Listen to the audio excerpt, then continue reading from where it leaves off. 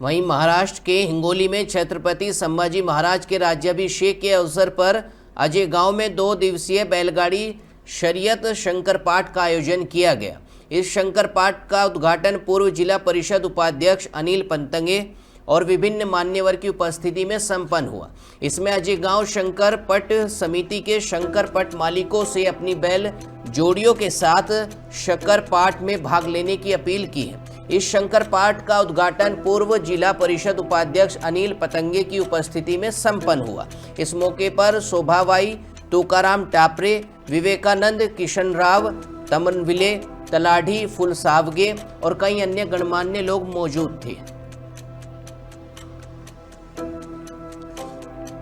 रोजी भव्य 2 दिवसीय शंकरपटाचं आयोजन केलेलं आहे। त्याचं उद्घाटन अनिल भाऊ पतंगे, रविसाहेब देशमुख, नंदभाऊ खिल्लारे, विवेक तांबिले यांच्या हस्ते उद्घाटन पार पडलेलं आहे। 2 दिवसाचा कार्यक्रम आहे। जास्तीत जास्त बैलगाडा मालकांनी सहभाग घ्यावा आणि कार्यक्रमाची शोभा वाढवावी। बोला। 1,21,000ची जंगी लूट आजेगावमध्ये ठेवलेली आहे। प्रथम पारितोषिक शोभाबाई तुकाराम टापरे राष्ट्रवादी यांनी दिलेलं आहे। दुसरं पारितोषिक विवेकानंद किसनराव तांबिले सरपंच वाघजाळी यांनी दिलेलं आहे। श्री छत्रपती संभाजी महाराज यांच्या राज्याभिषेक सोहळ्यानिमित्त दिनांक 24 आणि 25 जानेवारी 2026 मोजे आजेगाव तालुका सेनगाव जिल्हा हिंगोली 2 दिवसाच्या भव्य शंकरपटाचं आयोजन करण्यात आलेले आहे।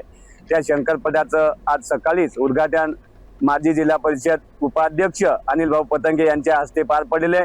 त्यांच्यासोबत शोभाताई तुकाराम टापरे, राष्ट्रवादी काँग्रेस पार्टीच्या नेत्या, विवेकानंद किशनरावजी तांबिले, सरपंच, भारतीय जनता पार्टी युवा मोर्चाचे अध्यक्ष तथा मान्यवर मंडळींच्या हस्ते पार पडलेले।